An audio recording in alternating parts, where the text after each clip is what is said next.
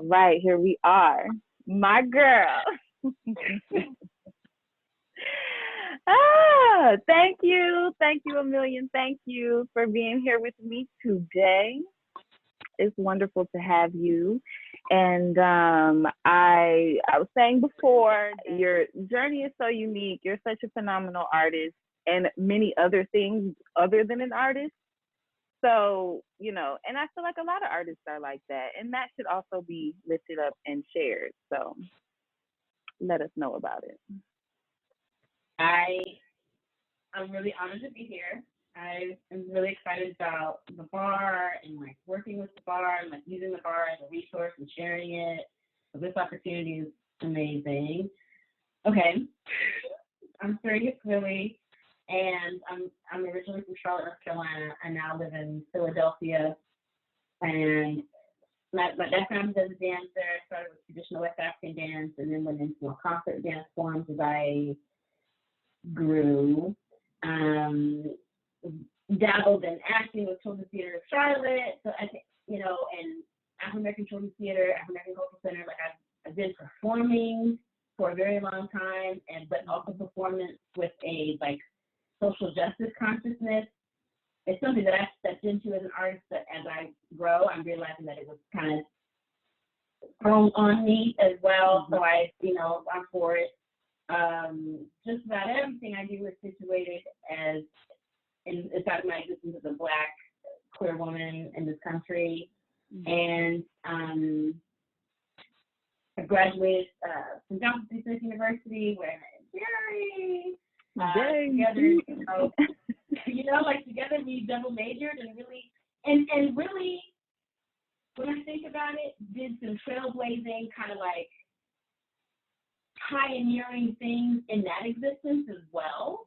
I think that quiet as it's kept, we kind of changed the game of demanding like what we wanted from our major, from our department, and we didn't stop until we got it. It didn't matter if we did summer school. It didn't matter if we stayed an extra semester or two. I think we were just willing, and so like that, you were a really big part of that. Anyway, after graduation, I was dancing. I presented work locally and worked the various odd jobs. Of course. And then was like, I'm not done reading and writing and talking about dance because I was in Charlotte still and still did not be equipped enough to pursue the auditioning in the way that I wanted to. So I was like, all right, I'm ready to go back to school. Went to Temple University and just graduated this past December and then got hired as adjunct. And so now my work is rooted in discovering the intersection between art and social justice and entrepreneurship, particularly at this time, because it seems to me that that's what is needed. Yes.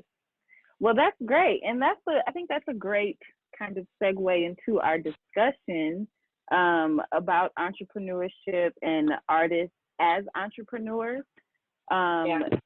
And one thing that has been coming up for me a lot during this pandemic time is whether or not artists should be treating their work as a business. There were so many people who, not even so many people, pretty much every, artist was out of work, unable to, rehearse, perform, access space to make work or have class, take class.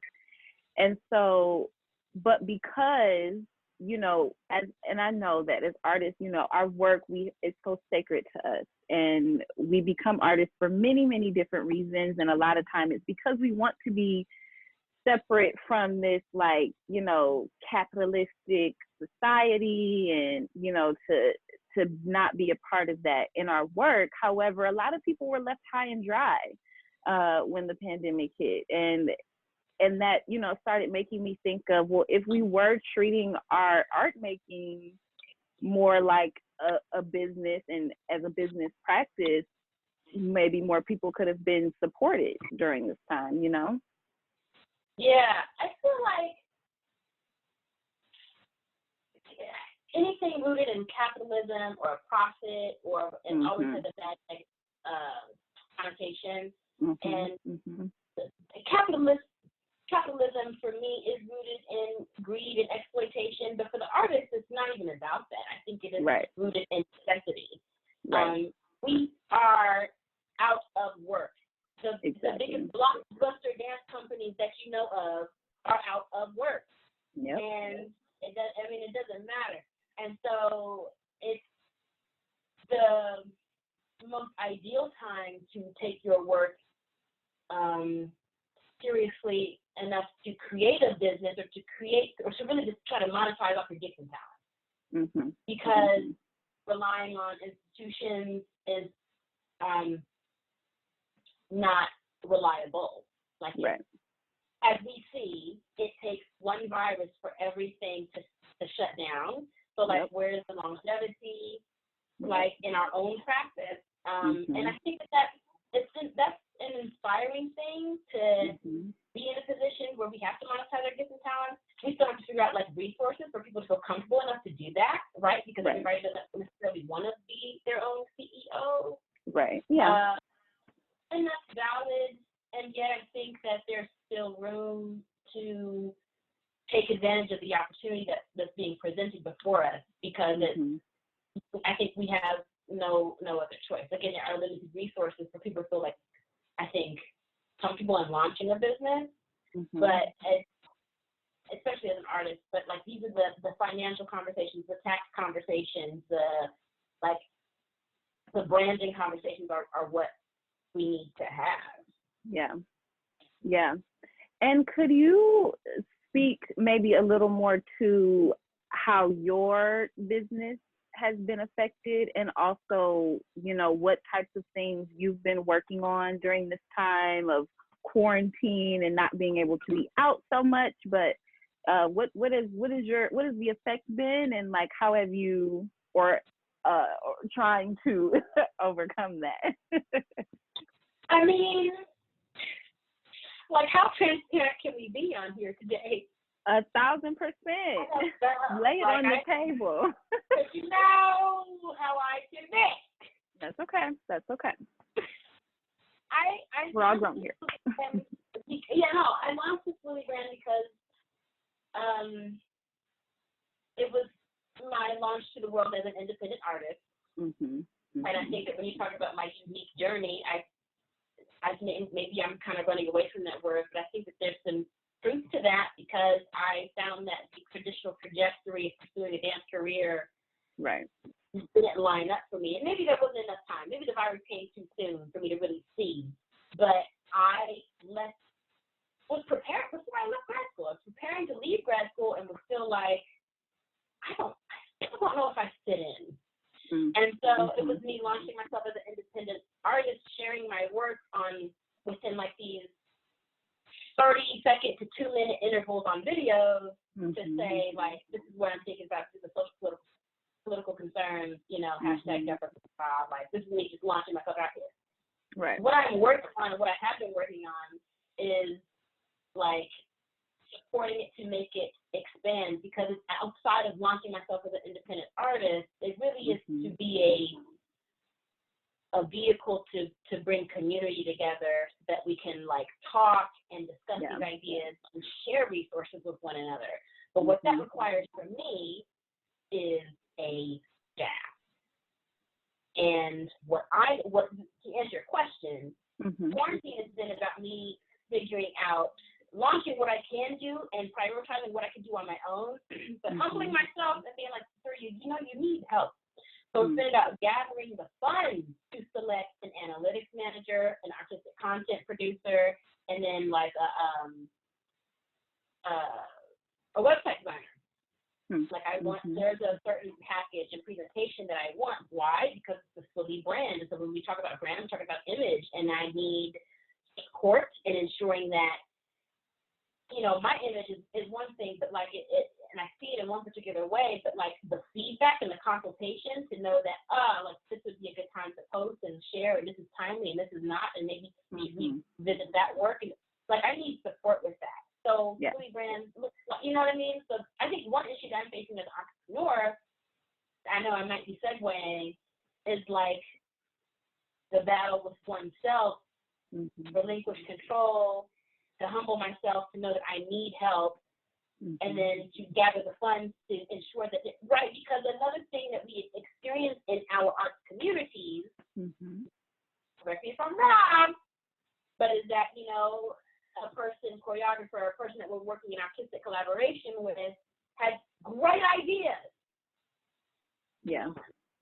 Mm-hmm. So it's like I don't want to further perpetuate that path. So before I launch any further content, before it actually might look like I'm taking a break or that my business, I may have to. One thing that I'm willing to sacrifice is looking inconsistent, because Mm-hmm. it's like, well, I don't like that, but I need to also ensure that my stuff is perfectly packaged in a way that Mm-hmm. is towards the advancement of my brand and towards the liberation and empowerment of the people that I'm doing this for. Yeah. So it's like, so ensuring that I just had all of my ducks in a row, you know, and making sure that I'm good, you know. So really that's what quarantine is about. After breaks, the spiritual ascension and friendships that are having renewal, all these good things. So on a business front, I'm looking to expand, and I need to condense in order to do that. Mm-hmm. Good. Now that's interesting. And, you know, of course, as a very fresh entrepreneur myself, you know, I've been just trying to think of ways to, like, for my business to make an impact, you know what I mean? And like, what is actually relevant right now, and what do people need, you know, like, like you were saying, you collaborate with people and they have so many ideas and then no way to fund these ideas or bring them to life. And so, you know, of course, that's something that I'm very passionate about, because it's just like the money is there, you know, like it's not as if there is no money for these people to have support. It's just all about the access and the resources. So, but I definitely think that, and this is also something I want to ask you about, you know, this kind of emergence in the arts world, and, you know, within the arts and in so many other facets of our society, things are the layers of so many things are being broken down, from racism to sexism to transphobia, homophobia, you know, like there's so many things that are being examined because we just simply have the time to do it now. And so that's making me curious as to how, you know, going forward, I mean, it's looking like 2020 in terms of, you know, arts work is a little shoddy. So, you know, just looking forward to 2021 and beyond, how do we emerge? You know, what is it? What is the best foot that we're putting forward? You know what I mean? Like, what are we coming up with that is now reshaping our field and providing more opportunity and providing more resources and kind of breaking down things that we've known in this world, you know, and just like things that we've become accustomed to, being affiliated with different organizations and companies and studios, especially as Black artists, you know, it's limited. And so how are we kind of breaking that glass ceiling of we're all kind of on the same playing field, you know what I mean? Like we're all starting from the same point. We've all been out of work for damn near a year. So it's just like, what does that look like for us? How do we, you know, how are our voices being included when these new structures are being created and these new systems are being implemented?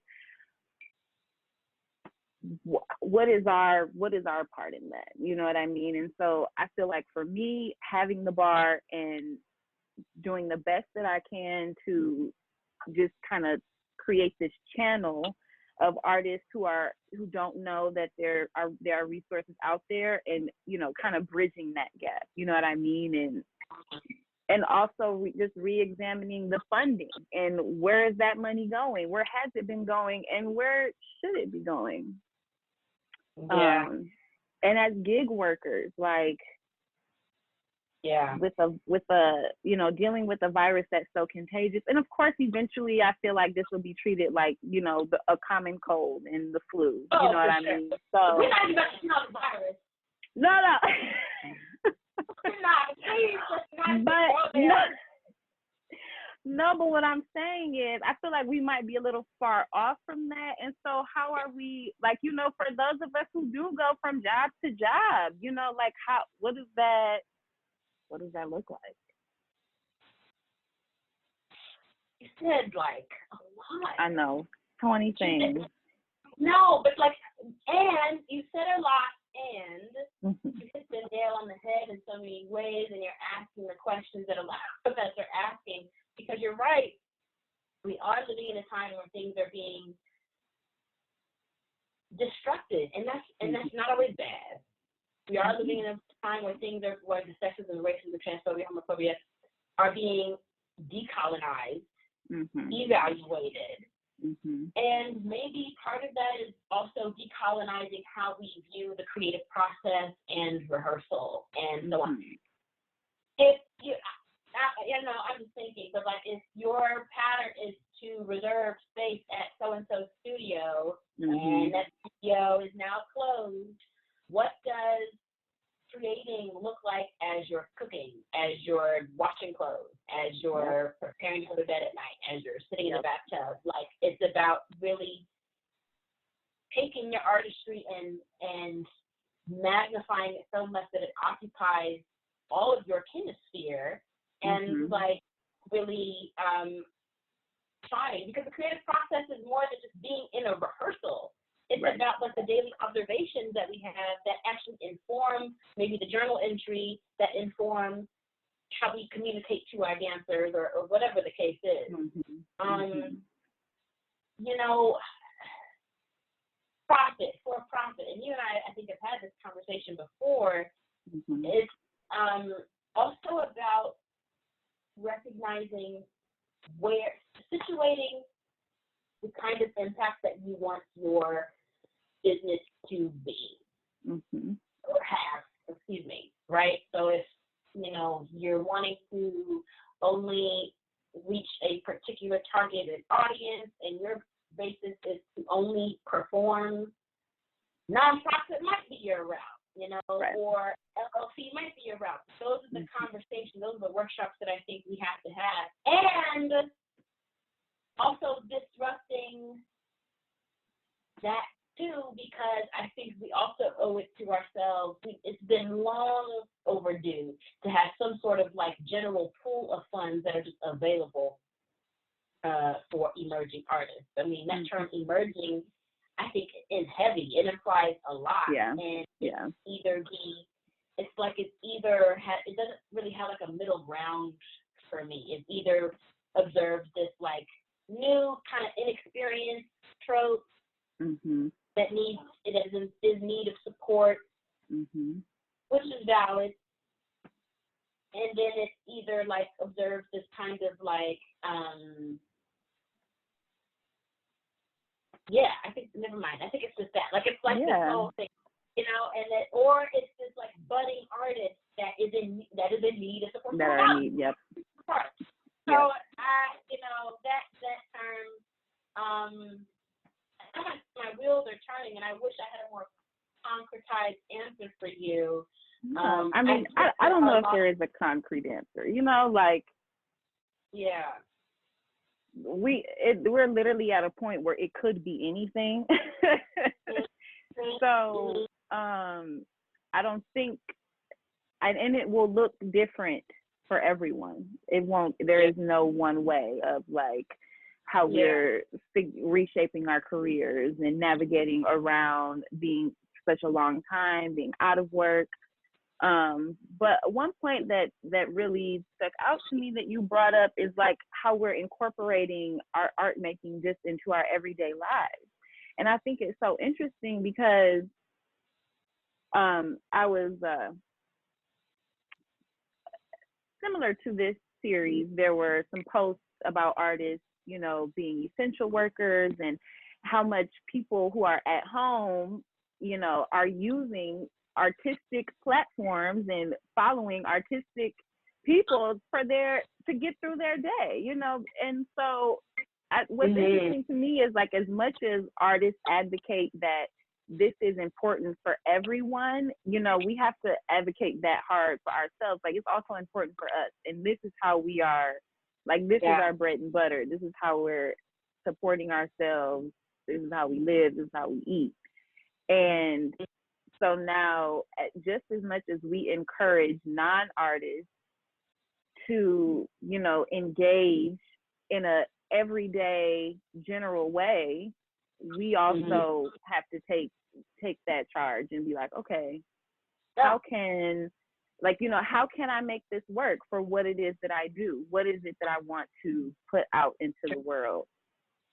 Sure. And then something that I'm heavily researching and trying to understand is how does one put that out into the world and still be able to eat and live and support themselves? So, you know, that's deep. That's deep. No, I mean, like, we're always going to be on the other side of innovation, I think. Yeah. You know, and that's what Black artists do. When things get tough, we just create, and it happens deliberately, indeliberately. Like, it's just a part of how it's a part of the shift. We get it, you know. Yep. Whew. Well, any closing words? Any final words? Say it again. I said, any final words? Yeah.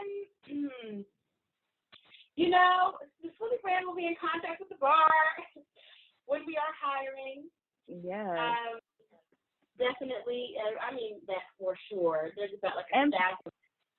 Please go ahead and let us know where we can find you on social media. You know, if you would like some people to check out your page. Sure. So on Instagram, you can follow me at Swilley_. That's SWILLEY_. And on Facebook, you can follow the Swilley Brand. Yeah, you know, I just like, I think the bottom line at this point is that this isolation for me has been challenging, but it's been more great than challenging. I'm a hermit. I'm an introvert. To be alone is the space that I prefer to be in anyway. I mean, I feel like I go crazy sometimes because it's heightened, but like I figure it out. And I think that for all of us, it's just a task to create and to find the niche that is for you. Sometimes leadership is not for everyone. Sometimes people do better in a support role. And if that's the case, like, I encourage people to step into that as well. I'm always thinking about something, marinating, steeped in it. Something is processing. I'm always going to, you know.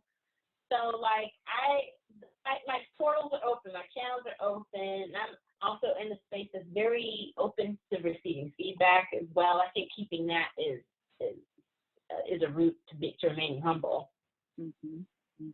Absolutely. Well, thank you so much for joining me. Y'all go check out Surya's page. Give her a follow. Check out all her really great content on her page, and you'll be seeing her again, the Swilley Brand, in collaboration with the bar for many, many years to come. Yes, and we're excited about that.